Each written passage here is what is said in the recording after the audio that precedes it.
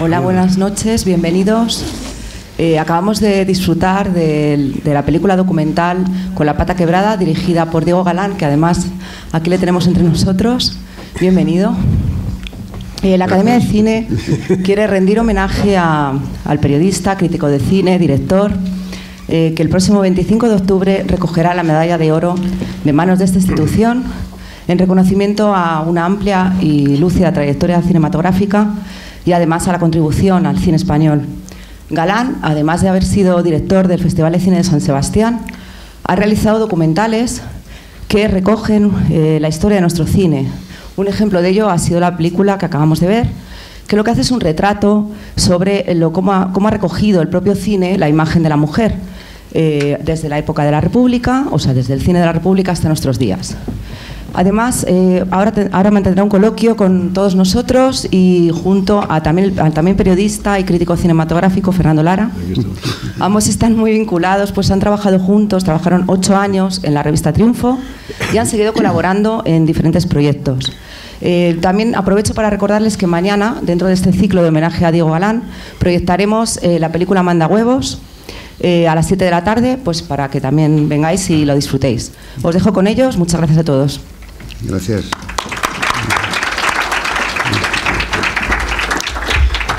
Buenas tardes Diego. Buenas tardes Fernando. Buenas tardes a todos.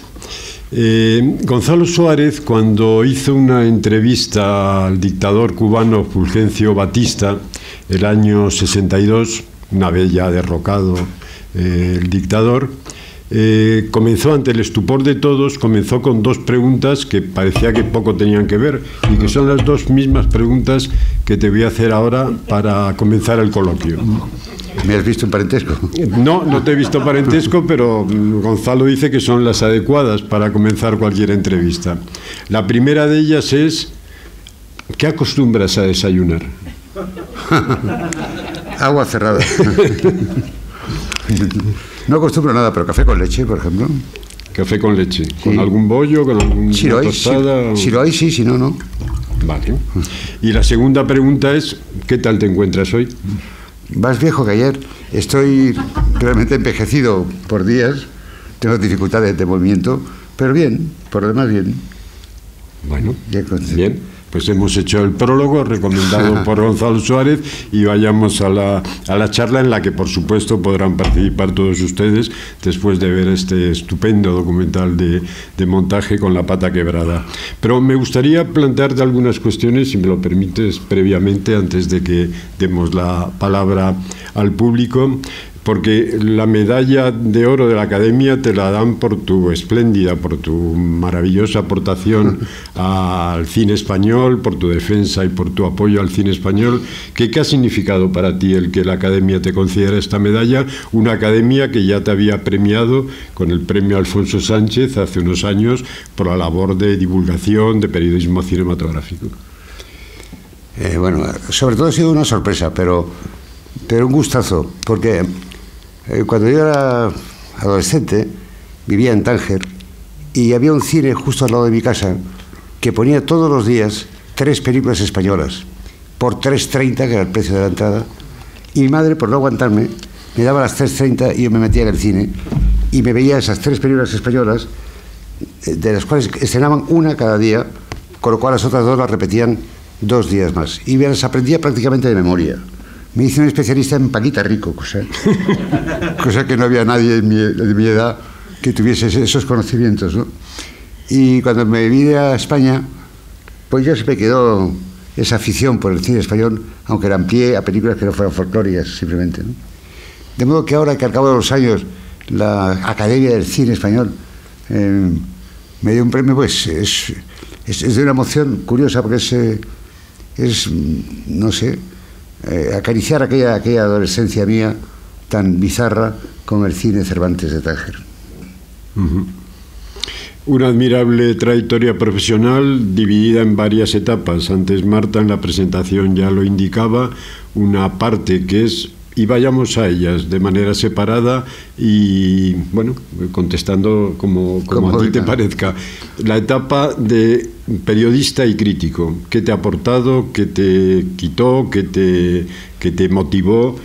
¿Cómo la recuerdas? ¿En nuestro cine, en Triunfo, en El País? No sé, una etapa muy amplia y muy dilatada, muy larga, a la que un día tú decides cortar. En dos ocasiones. Etapa dilatada, en 2 ocasiones dije, no quiero ser más crítico. No me gustaba ser crítico, la verdad.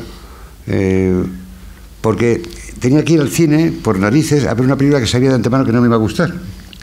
O que era una película de un amigo y que también sabía que no me iba a gustar. Y luego tenía que decirlo y que no me había gustado. Y claro, no es un trabajo agradable, no fue satisfactorio la etapa de crítico, aunque es por la que ya te conocen para toda la vida, ¿no? Yo dejé de hacer crítica en el año 95, creo, que es cuando me puse a trabajar en el Festival de San Sebastián, pero sigo siendo crítico para todo el mundo. Y dice, coño, yo no hago crítica de cine, ¿no? Tenía una etapa, una parte privilegiada de ser crítico de cine, pues ibas a festivales, a estrenos privados, veías muchas más películas que un espectador normal, y te metías en las triquilluelas del oficio del cine. Esa parte era gratificante, pero en general el ser crítico como tal no, ninguna satisfacción. Creo que la primera vez que lo dejaste, si no recuerdo mal, fue en un festival de Venecia, ante la acogida entre La Luna de Bertolucci, que sí, pensaste que había sido tan injusta y tan desmesurada y tan contraria a lo que tú pensabas de la película, que dijiste, no sigo en este oficio. Sí, fue el Festival de Venecia y se ponía La Luna de Bertolucci, película que te podrá gustar o no, pero desde luego te puede inquietar. Es una película que había que pensar sobre ella, ¿no? Y a mí me sorprendió que antes de que terminara la proyección de prensa, donde había muchísimos italianos, ¿sabes? En Venecia, los italianos tenían una animadversión contra Bertolucci y empezaron a patear. Y digo, coño, si todavía la película no ha terminado, todavía nos faltan las últimas claves de la película para saber exactamente de qué trata, y estos italianos ya están pateando, ¿no? ¿Cuántas veces he sido yo italiano? Y decidí no ser italiano, es decir, no ser crítico de cine, y fue cuando lo dejé, la primera vez que lo dejé, sí. La otra faceta de informador, tú citabas, están con nosotros Manuel Gutiérrez Aragón y José Luis García Sánchez, a los que entrevistamos en Triunfo, entrevistas de 4 páginas, es que era otros tiempos, 4 páginas de Triunfo en profundidad sobre la película que acababan de estrenar. Pero tú has hecho también periodismo desde los documentales, sí, desde trabajos para Televisión Española, documentales muy amplios sobre actores, sobre la historia del cine español también. ¿Cómo fue esa concatenación entre la crítica escrita y la crítica o el periodismo a través de la imagen televisiva? Lo bueno de estos trabajos para Televisión Española era que era periodismo, tenía que entrevistar a los directores, a los actores en Queridos Cómicos o en Memoria del Cine Español. Tenía que entrevistar a medio del cine español y a veces me permitía hacer algún descubrimiento, como creo que fue en de Antoñita Colomé, que hemos visto hoy aquí. Nadie la reconoce, salvo espero que García Sánchez la haya reconocido, porque la recuperó para sus películas una vez vista en la serie de televisión. Hay un espectador que dice que también. Ah, bien. No veo. Esos trabajos eran apasionantes. Lo de montaje, que contenía entrevistas, que contenía investigación, eso volvería a hacerlo encantado de la vida. Aunque ya por viejo ya no me contratan, pero eso es estupendo. Eso es muy enriquecedor, además. Es cierto que de la historia del cine español hay unos capítulos que nunca se emitieron porque se prohibieron en su día y no hay posibilidad de recuperarlos. Están en YouTube, está puesto un capítulo que resume los 3. Eso fue en el año, era del gobierno de UCD, y habían emitido Memoria del Cine Español, una serie que tuvo en su momento mucho éxito. Y la quisieron volver a poner, pero era una serie que dividía la historia del cine español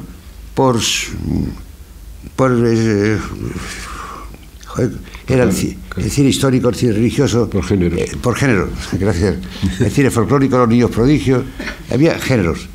Y la emitieron de nuevo en televisión española, pero quisieron modernizarla, es decir, hacer capítulos nuevos que hablaran del cine, que actualizara esa historia del cine español. Y claro, ya se había muerto Franco y los nuevos géneros eran el cine político y el cine erótico. Y entonces hice 2 capítulos, uno con los puños y otro el cine de bragas. Y los 2 capítulos fueron prohibidos por el gobierno de UCD, insisto, prohibición que generó una protesta en el Parlamento y a la que yo quise sumar la de los productores españoles, diciéndoles que lo que estaban prohibiendo no era mi trabajo, sino el de ellos, que estaban prohibiendo sus películas, sus fragmentos de sus películas, y que deberían protestar ellos porque estaban prohibiendo el cine español, no lo mío. No hubo uno solo que se sumara a esa protesta colectiva. Todos tenían ganas de ser simpáticos a los gobernantes, y eso se quedó ahí, muerto. Pero ahora en YouTube hicimos un capítulo de todos los 3 que sintetizara lo que se contaba, evitando pues puños en alto, evitando bragas, en total censurándolo nosotros, ¿no? Y ese capítulo sí que está colgado en YouTube, que reúne lo de los demás. Y había cosas ahí que no se han vuelto, que se han perdido para siempre. Entrevistas a las folclóricas de la época, a María José Cantudo, que era una entrevista, me parecía que extraordinaria, y a Eloy de la Iglesia, a gente que luego no se ha vuelto, yo no he vuelto a entrevistar nunca más, y eso me gustaba mucho. Pero en fin, esa es la historia.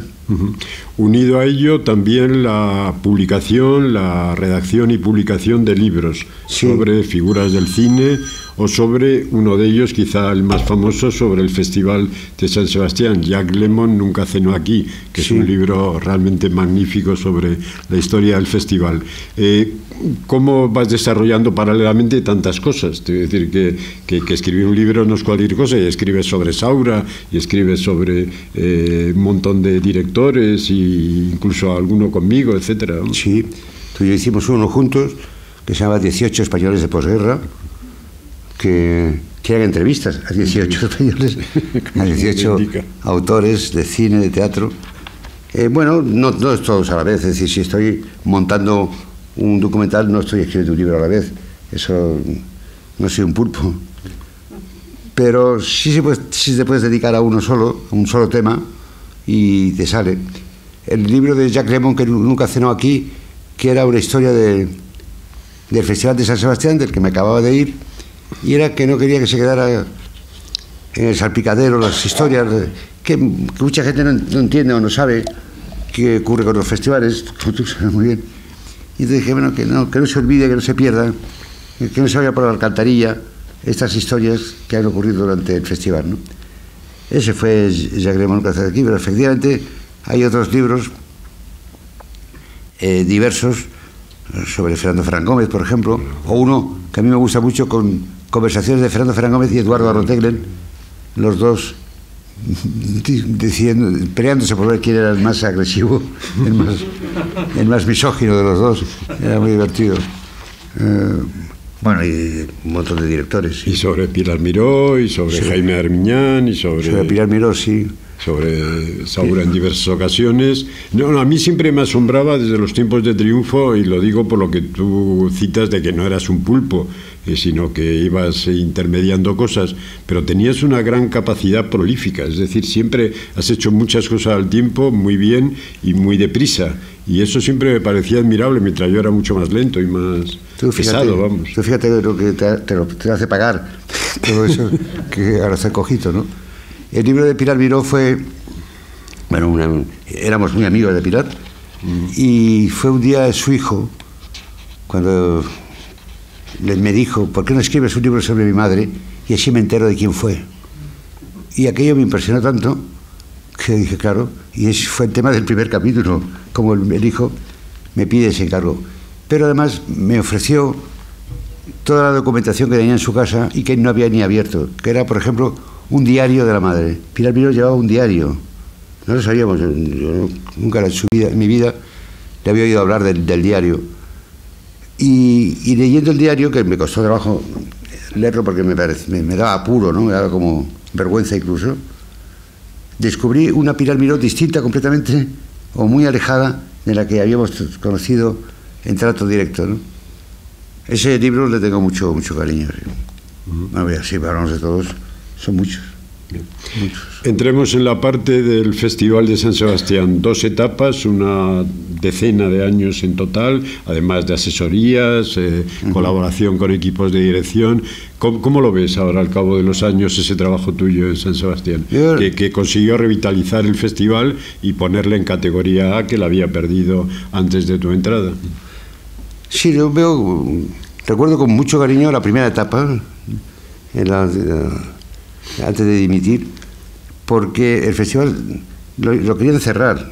Estaba el alcalde, que era el propietario del festival, quería cerrarlo porque el festival iba cada vez a peor, ¿no? Entonces le convencí de que aguantara un año con él, y en ese año conseguimos levantarlo un poco. Yo conseguimos porque formamos un pequeño equipo y conseguimos que sobre todo el público de San Sebastián se interesara por el festival. El público de San Sebastián había dado la espalda al festival, no iba nadie. Si decíamos en broma, vamos a regalar entradas a las prostitutas de Ibarronto para que venga alguien al cine, porque de los tierras no iban, no querían el festival. Entonces conseguir levantarlo al menos en un año, o levantar su interés, fue apasionante. La verdad es que se usaron, inventamos el premio de Orostia, que eso fue un atractivo extraordinario para el público. Habilitar el velódromo de Anoeta, que inmenso, que habían 3.000 personas, y proyectar cine allí. Fue apasionante el primer día, ver que aquello se llenaba de gente. Entonces, ir levantándolo fue una aventura. Y luego ya, como todo se estabilizó, todo se normalizó, pues acabó siendo rutinario. Y ya, pues... Pero luego volviste de eso. Sí, luego volví. Estuve fuera 3 años. Sí, pero luego volví porque lo habían hecho muy mal. Es que habían hecho muchos disparates. Habían nombrado como director a un belga que no sabía ni castellano y tenía un criterio muy raro sobre el cine, sobre San Sebastián, sobre todas las cosas. Y había ido muy a peor. Entonces, bueno, volví. Y volvió a levantarse la cosa, y ya estabilizada. Dije, ya me voy, pero ahora para siempre, jamás. Y este año ni he ido al festival.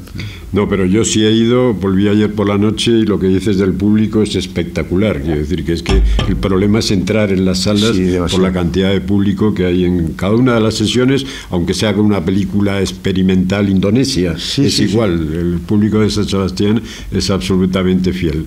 Es así. Junto a la trayectoria periodística, crítica, el festival, tu etapa de director de cine. A mí me asombra un poco que después de haber hecho 4 cortometrajes que estaban muy bien, El mundo dentro de 3 días, Apuntes sobre Ana, etcétera, etcétera, de repente dijiste, esto no es lo mío.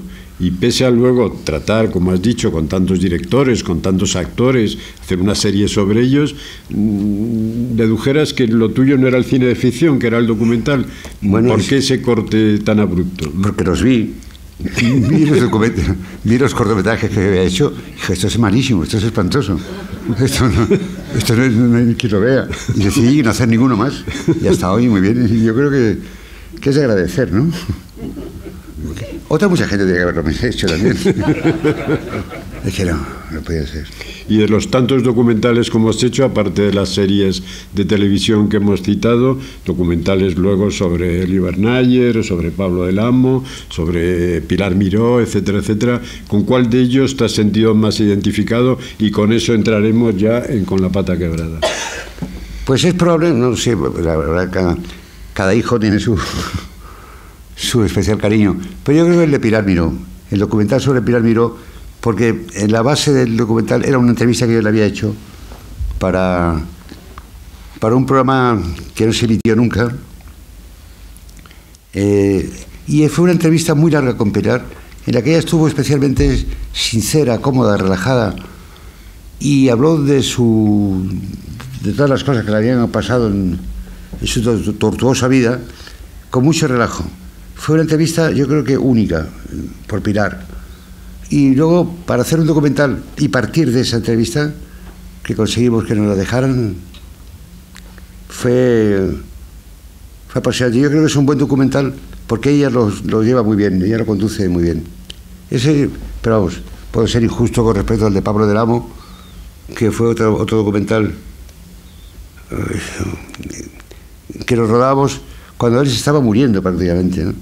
De hecho se murió sin verlo terminar, y eran unas condiciones muy duras, muy penosas para él sobre todo, ¿no?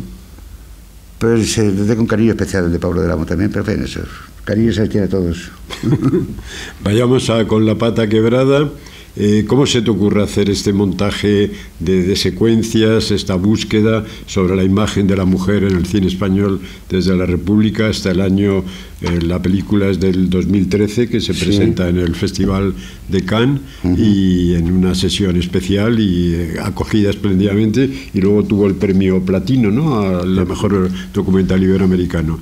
Entonces, ¿cómo se te ocurre este trabajo tan minucioso y tan esclavo, en definitiva? El origen y la culpa la tuvo Fernando Rey. Pues Fernando Rey me había dicho un día, en una entrevista, no sé dónde, la única revolución que realmente ha sido victoriosa en el siglo XX ha sido la revolución de la mujer. Todas las demás revoluciones se han quedado empantanadas, a medio camino, pero la de la mujer ha triunfado. Y pensando, acordándome un día de esa charla con Fernando Rey, ¿será verdad? El cine habrá demostrado que la mujer, efectivamente, la revolución de la mujer ha sido victoriosa, y así empecé con la idea. La propuse a algunos productores, nadie se interesó mucho, hasta que llegué a Enrique Cerezo, que Enrique Cerezo, no sé si la entendió muy bien, pero dijo que sí, porque luego quien de verdad la puso en pie fue Esther García, a la que un día lo encuentro y le dije la propuesta y a ella sí le interesó desde el principio, es muy feminista, ahora Premio Nacional de Cine, y Esther enseguida lo vio. Dije, pues hay que hablar con Enrique Cerezo, que es el dueño de todas las películas y que además ya ha dicho que sí. Y ahí intervino ya Agustín Almodóvar, que es el que se preocupó de hablar con Cerezo, pero ya teníamos la idea aprobada verbalmente, pero ninguna cosa concreta sobre la que trabajar, y era ver películas, ver de nuevo todas las películas que había visto de Paquita Rico, ver todas las películas otra vez de nuevo, pero buscando en cada una de ellas algo que tuviese que ver con el tema que al final ha sido el documental, ¿no? Y es un trabajo agotador casi, ¿no? Pero bueno, y de tener un montador jovencito, cuando hizo eso no tenía 30 años, y por supuesto no veía ni del cine español, y todo le parecía espantoso, todas las películas le parecían horrorosas, era a veces un poco aburrido, ¿no? Y incluso negaba fragmentos, esto no es de la época, esto no es de Franco, Luego quise hacer el siguiente, Manda huevos con él, pero no pude. Quiero decir que fue bueno, ¿no? Pero trabajar con un documentalista, Juan Sánchez, que es un loco del cine español, y sobre todo un loco del cine español malo. Es lo que más le gusta en su vida y lo que mejor conoce, y fue naturalmente de una ayuda extraordinaria, ¿no? ¿Cuántas horas, cuántos días, cuántas semanas, cuántos meses empleaste en este trabajo? ¿Cuántas horas? Chinos, valga el tópico. No lo sé, no me acuerdo ahora los meses que tardamos. 6, no me acuerdo. Sé que vimos prácticamente 1000 películas, que hay 900, ya no recuerdo exactamente la cifra, pero 900 y algo están montadas, y 6 meses me parece que fueron. Al final había que correr un poco porque Esther García le había propuesto en Cannes. En Cannes enseguida dijeron que sí, cuando vieron unos fragmentos. Ya había que correr para llegar a Cannes. Y como tú has dicho, en Cannes fue un éxito y muy bien. Y luego ya tuvo mucho recorrido por Francia. La película, los franceses les encantaba, y les encanta todavía. Más que Mandahuevos, que a mí me gusta más. Y luego ha dado mucho recorrido por Francia y otros países europeos, hasta que acabó siendo mejor documental iberoamericano en los premios platinos, ¿sí? Que fue el único premio al cine español que hubo aquel año. Como cuando estuvo en Cannes, fue la única película española que estuvo en Cannes. Bien, la última de mis preguntas antes de abrir el coloquio. ¿Cómo resumirías la imagen que da Con la pata quebrada de la evolución de la mujer española? Yo lo he estado viendo hoy, pretendía no hacerlo para mi salud mental, y lo he visto entero y me ha parecido todo muy confuso.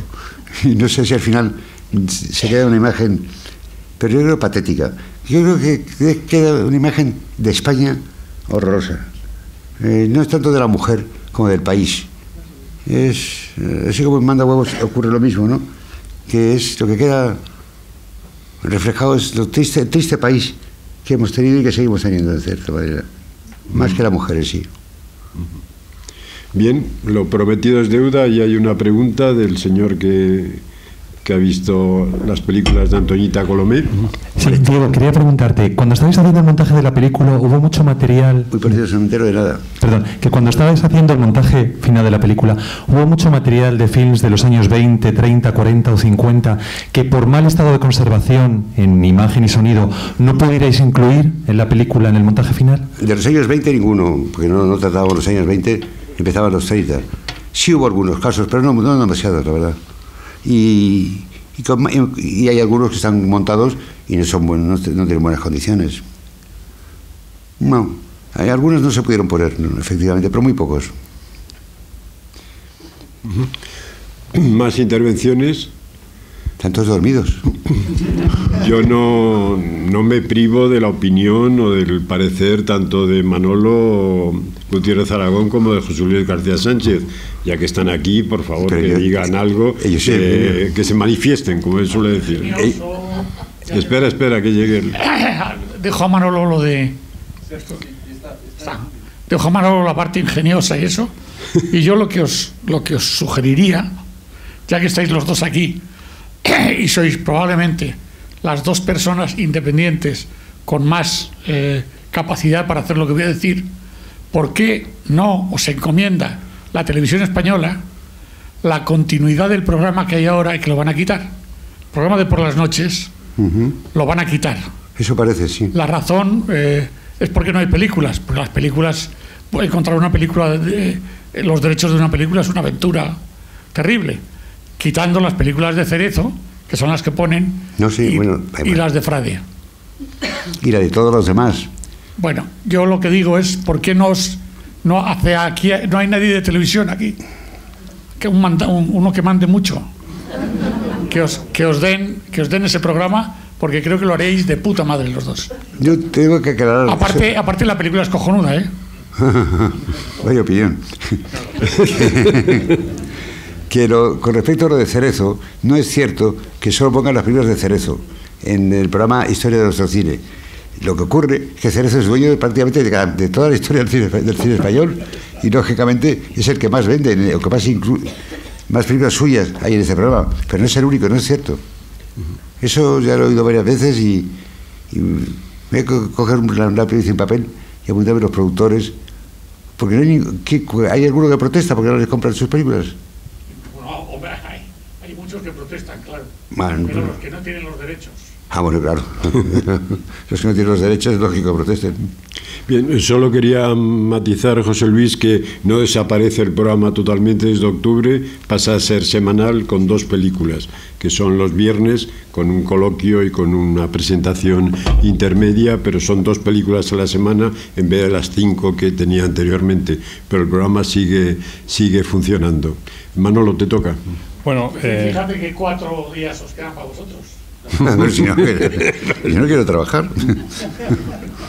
Bueno, también es verdad que nos ha gustado mucho la película y se demuestra una vez más que, bueno, como decía Diego, desde luego lo que sí da impresión desde un país un poco lamentable, ¿no? No ya la mujer, la situación de la mujer, sino la situación de los que hacen las películas, del país en sí mismo que se refleja, ¿no? Resulta incluso triste, ¿no? de verme. No es el periodo seguramente de la República en que se ve algo vital, eso es verdad, ¿no? Y una vez más, como todas las cosas que hemos visto de Diego, de las muchas, como dice Fernando, que ha hecho, muchos documentales que ha hecho, lo que está muy bien es que es la parte testimonial, ¿no? Más allá de lo que es el cine o de cómo son las películas, buenas o malas, hay una parte testimonial que rebosa, ¿no? por todas partes. Es verdad, también lo que dice José Luis de que desaparezca o casi desaparezca ese programa, a mí me parece fatal que en el programa este del cine español se pongan 2 películas seguidas. Eso no parece que sea lo más adecuado, ¿no? Y lo que sí esperamos es que Diego, que ha hecho excelentes documentales, yo no sé llamarlo documentales, como decía Elías, películas documentales, porque esto al final lo ves y es mucho mejor que muchas películas que vemos de ficción, que a ver si se anima y hace una película, aunque sea de cojos, pero hace una película. Que es una película aunque sea de cojos. Hay una ya de hay dos, una aquí y otra más atrás. Bueno, yo quiero preguntarle si espere, cuando usted quiero hizo... que no... Un poquitín cerca de... Yo quería preguntarle si cuando usted hizo la selección de las películas, las hizo tomando en cuenta si la dirección era de hombres o de mujeres, y si fue posible hacer una diferenciación o detectar si las películas de mujeres eran más o menos favorables a las mujeres, o si eran más críticas, o si tenían una visión más intimista de lo que podía ser la mentalidad femenina. Y por otra parte, esa sería mi pregunta, y por otra parte quería decirle que cuando yo oigo a los españoles hablar mal de España, me duele un poco. Yo no soy española, pero me gusta tanto España que me parece que son un poco injustos. Y me parece que esa visión que tiene el cine, que hemos visto ahora, de ver a la realidad española con esa crudeza, con esa fidelidad, con ese realismo, yo lo veo como una virtud, porque me parece que un país que no es capaz de conocer sus propias debilidades y sus propias fortalezas no tiene posibilidad de cambiarlas. Y yo creo que el ver a la realidad española con esa lupa tan descarnada, diría yo, pues que es una ventaja, pienso yo. Estoy completamente de acuerdo en su segunda pregunta. Respecto a la primera, es fácil de contestar. Es que las mujeres no hacían cine. Era escasísimo el cine dirigido por mujeres, excepcional incluso. Entonces, hacer una teoría sobre cómo era el cine de las mujeres, que tenían 4 o 5 películas, no más. Sin embargo, yo no creo que hicieran un cine feminista. Incluso el cine que se hace hoy en día, ya últimamente se ha levantado un poco menos, se ha levantado más la veda y hacen más películas militantes, si quieres. Pero las películas feministas de verdad las han hecho los hombres. Por ejemplo, con La pata quebrada, las películas más feministas que hay son La tía Tula y Calle Mayor, que son películas hechas por hombres. Y no hay ninguna hecha por mujeres que yo recuerde que tengan ese mismo valor testimonial y militante. Hay algunas que sí. Hay un trozo de la película de Itziar Bollaín, cuando el bebé tiene fiebre y el marido le dice a la mujer que no vaya a trabajar. Esa es de Itziar Bollaín, pero es raro en el cine hecho por mujeres. De la segunda pregunta, ¿algo más? No, la segunda pregunta estoy de acuerdo. ¿Estás de acuerdo? Estoy de acuerdo. Buenas tardes, Diego. ¿Qué? Sí, ya. Bien, esta película, bueno, ya has dicho que documental, que es que en Cannes tuvo mucha acogida y tal, y en España molestó a algún sector. Si molestó a algún sector. Que si molestó a alguien. En la película, con La pata este quebrada, documental, si molestó sí. a algún sector. A todos los que se han ido hoy. No. No tienes conciencia de que la Iglesia, algún estamento en algunos pases que ha tenido en televisión ha habido protestas al defensor del pueblo, que es el defensor del espectador de televisión, y había ataques porque habían puesto en uno de los pases en horario infantil, y cuando estaban las escenas de desnudos, de duchas, pues que hubo gente que se escandalizó y protestó ante este defensor del espectador. Pero no recuerdo ninguno más. No, irse sí. Bueno, ¿y qué espera? ¿Por qué lo hiciste? ¿Qué no te veo? ¿Por qué lo hiciste? ¿Por qué hiciste la película? O sea, ¿por qué finalmente te decidiste a hacerlo con tanto interés? Era el alcoholismo. Muchas noches ahí en la terraza de las Vistillas tomando vino y no es bueno. Luego se acaba haciendo. Yo creo que por aburrimiento, la verdad. No sé, no hubo así un motivo especial, salvo esta frase que contaba antes de Fernando Rey, que fue es un motivo, digamos, intelectual, pero el otro es el alcohólico.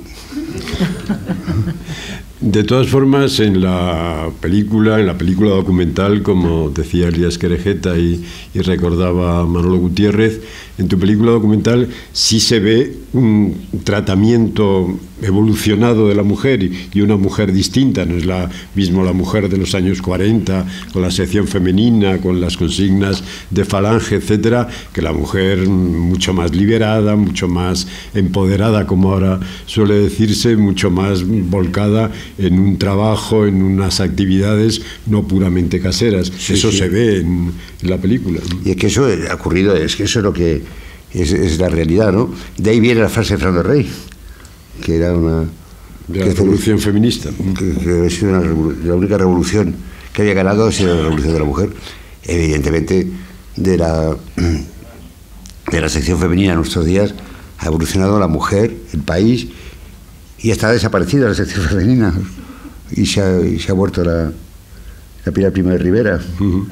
El cambio, la evolución del país es evidente. Es evidente en todos los sectores. En el sector de la mujer también, sobre todo. Pero eso lo denota la película en cuanto que pone también en relación esa evolución con la evolución del país. Sí, y eso también lo haces en Manda Huevos de una manera quizá más diáfana, más acusada. Sí, Manda Huevos es más directo, sí. Ya digo que a mí me gusta más. Manda Huevos. Más preguntas, comentarios. Espera, un momento. ¿Harías otro documental después de este gobierno tan feminista que tenemos? ¿Podrías hacerlo?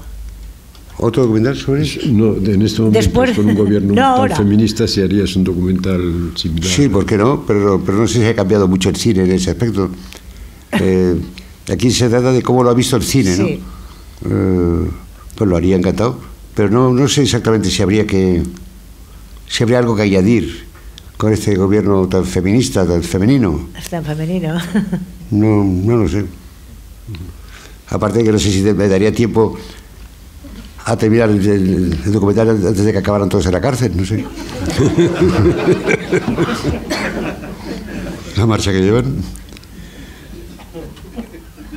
Bien, más comentarios o intervenciones de ustedes. Si no, yo sigo preguntando. El ratito que nos queda, yo sigo preguntando y le voy a preguntar por Manda Huevos, que se va a ver aquí mañana. Muchos de los espectadores seguro que van a hacer el doblete. Era la contrapartida, era la contraimagen, la imagen de la mujer y luego la imagen del hombre que ha ofrecido el cine español.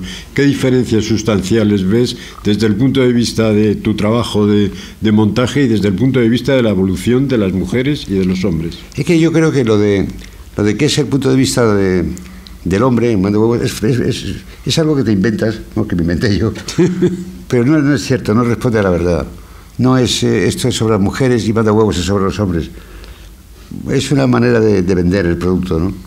Y es era realmente, si este es sobre España, Manda Huevos es más claramente sobre el país y sobre la decrepitud del país. Y eso es lo que quise hacer y lo que creo que salió. Luego, con respecto a la manera de trabajar, pues igual de divertido. Que con la pata quebrada, a mí me gusta lo que tiene de musical, de película musical. Se canta muchísimo y eso me divierte. En Manda Huevos se canta menos y estoy arrepentido de eso. Y tiene más sentido del humor con La pata quebrada que Manda Huevos. Creo que sí. Es que también las películas son la película como El fascista, la hija y su hija desvirgada, solamente hay una. Y es genial, ¿no? Sí puede que tenga más humor que la otra, no lo sé. Que de los hombres hay menos motivo para reírse, ¿no? Bien, ¿más intervenciones?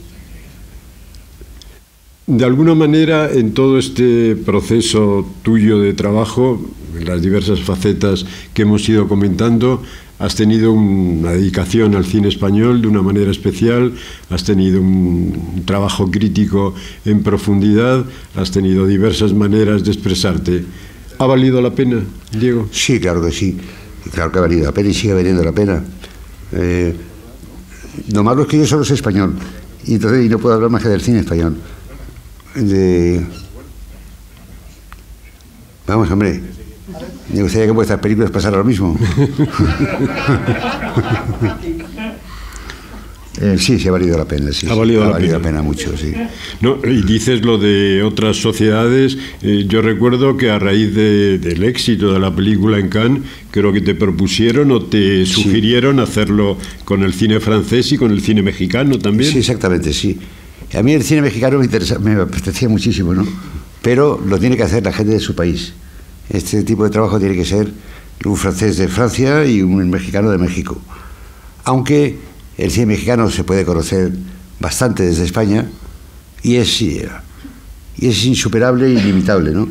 Las folclóricas, las putas en los cabarets, en los melodramas, las películas cómicas, con un punto de vista social tan agudo como el de Cantinflas o el de Tintán.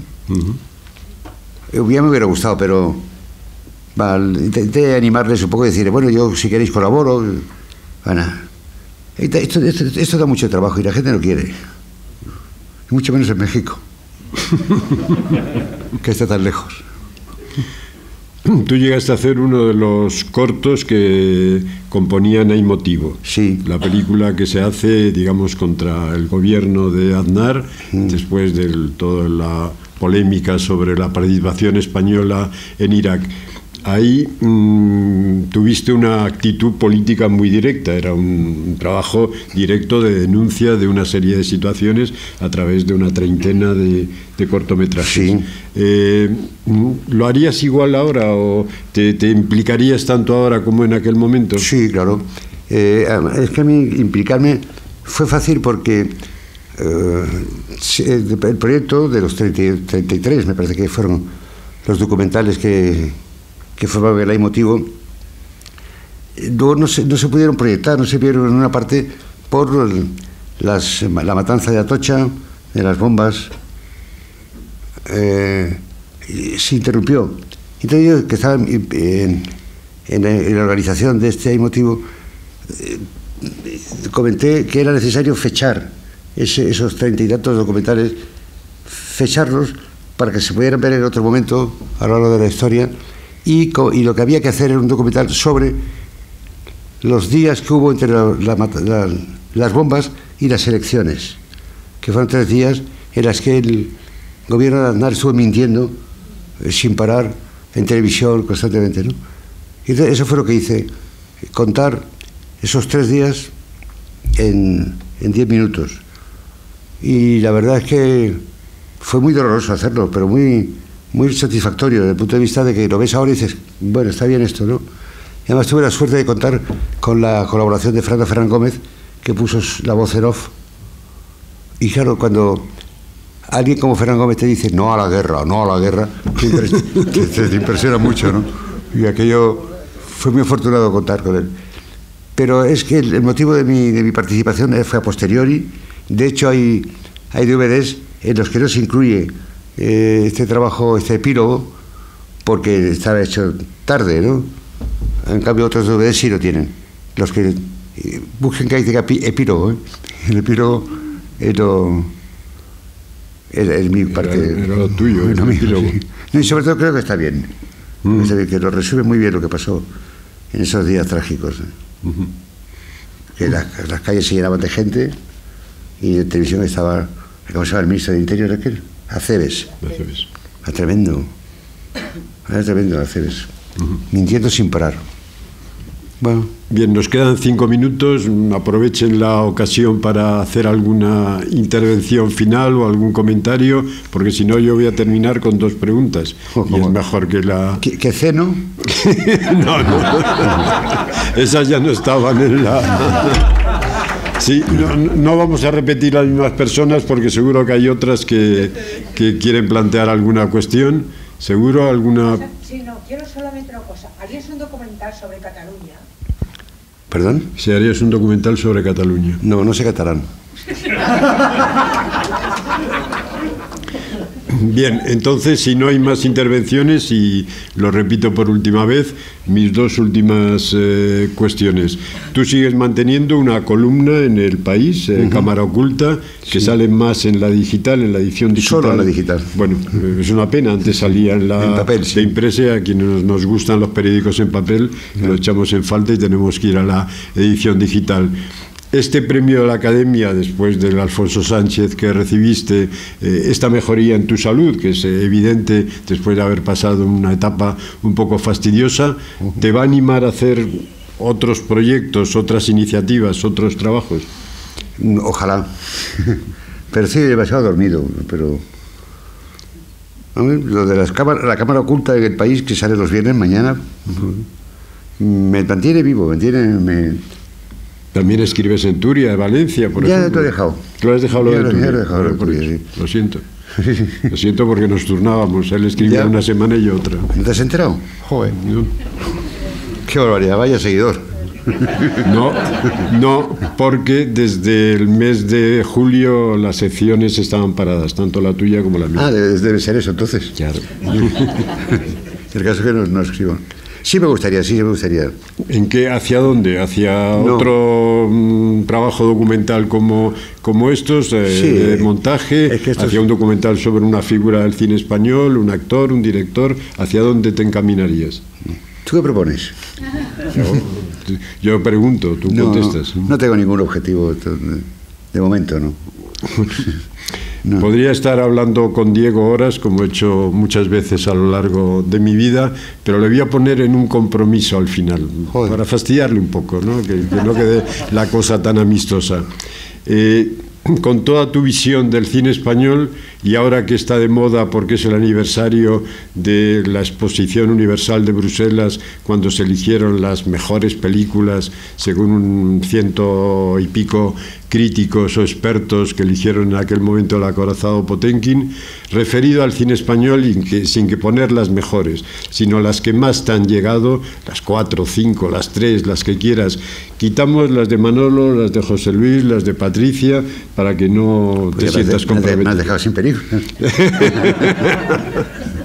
Entonces, ¿qué películas realmente te han motivado y dirías, estas en el Olimpo del cine español? Pues varias de Fernán Gómez, de La vida por delante, La vida alrededor. Son películas que me emocionan mucho y que no me canso de ver. El extraño viaje, pues El mundo sigue, etcétera. Sí, el extraño viaje. Pero más La vida por delante, La vida alrededor. Más las de la comedia cotidiana.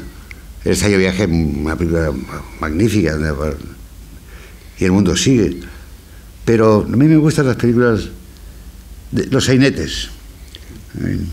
Eso de Fernán Gómez me gusta mucho más.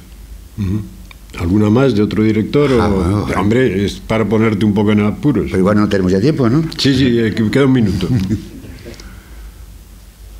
Yo qué sé, chico. Más recientes, más contemporáneas, más... Pero tú quieres que sean buenas, ¿no? Sí, claro. No se me ocurrió nada. Una película que últimamente, en los últimos 10 años, te haya gustado de manera especial. Me tengo que acordar. No recuerdo ahora, de verdad. ¿No? Vale. No, pero existir, claro que existen. Pero no, es que estoy mal yo de la cabeza. Pero te mando un alguna de Saura, seguro. Ah, sí, pero de Saura me gustan, o de Saura hay películas que me gustan muchísimo. La prima Angélica es una película. ¿Escribiste un libro sobre ella? Escribí un libro sobre ella, es verdad. Aventuras y desventuras de la prima Angélica. Se había olvidado, sí, contando lo que había pasado en España con la prima Angélica. Las bombas en los cines y todo eso. Esa película de Saura me gusta muchísimo. Y también la ultimísima, Don Giovanni, que no se ha podido ver porque no se ha estrenado prácticamente, ¿no? Es una película que me gusta muchísimo también. Almodóvar te ha gustado siempre mucho. Sí, no todas, pero sí la mayoría. Y sobre todo, a mí Volver me gusta muchísimo. ¿Cómo se llama? El deseo, la ley del deseo. El deseo. Me gusta también muchísimo. No todas, no me gustan la de los aviadores, los amantes pasajeros. Eso no me gusta nada. No soy incondicional de Almodóvar, pero ya me gusta mucho Almodóvar y ya me gustaría que hubiese más Almodóvares en el cine español o en el cine del mundo. Bueno, pues perdona por este atraco final y un aplauso de despedida para Diego. Enhorabuena. Muchas gracias, compañero. Venga, vamos allá.